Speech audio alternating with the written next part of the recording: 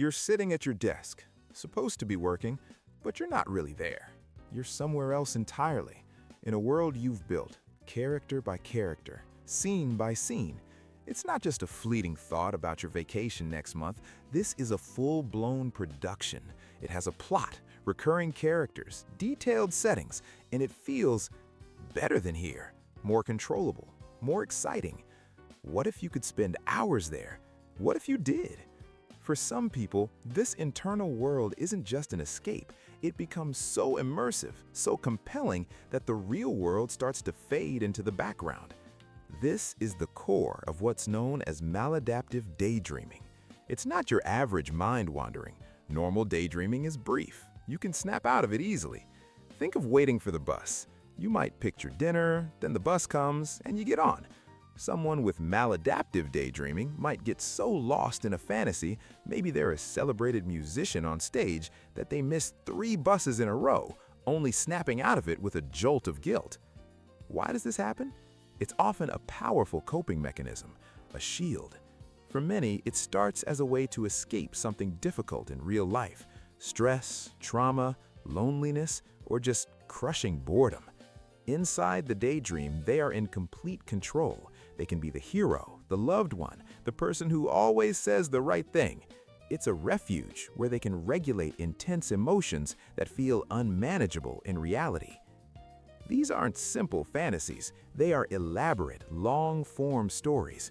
One reported case involved a woman whose imaginary life inside her head spanned 79 years. The daydreams are so vivid, they often trigger physical responses. People might find themselves pacing back and forth, whispering dialogue, making facial expressions, or gesturing with their hands, physically acting out the scenes playing in their mind. A specific song, a scene in a movie, or even just a quiet moment can be a trigger, pulling them back into their intricate inner world. And it's often linked with other conditions. Studies show that a significant percentage of people with ADHD, maybe over 20%, experience it, perhaps because of challenges with regulating attention.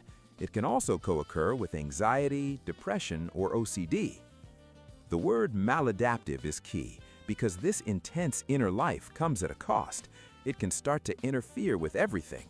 Work, school, friendships, responsibilities get neglected. Relationships can suffer because even when you're physically present, your mind is a million miles away. This creates a painful cycle.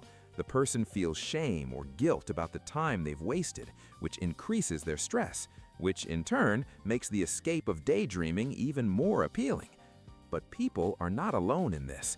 An online Reddit community for maladaptive daydreaming has over 100,000 members. It's a space where people share their stories, realizing that this incredibly private experience is shared by many others. For a long time, this was dismissed as just being lazy or having an overactive imagination, but researchers are now taking it seriously, debating whether it should be a distinct clinical diagnosis. Understanding maladaptive daydreaming isn't about killing creativity or shutting down our imagination. It's about recognizing when a coping mechanism, a shield, becomes a cage. It's about learning to balance the rich, complex worlds we can build inside our heads with the challenge and the beauty of living in the one we all have to share.